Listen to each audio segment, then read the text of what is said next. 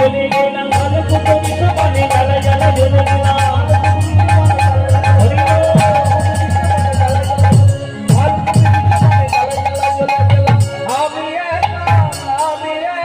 সংসার কালো কুটো বিশ্বে ভালো এ কবি গোবিন্দ দাস এ কবি গোবিন্দ দাস ও এ কবি গোবিন্দ দাস হে গোবিন্দ দাস এ কবি গোবিন্দ দাস।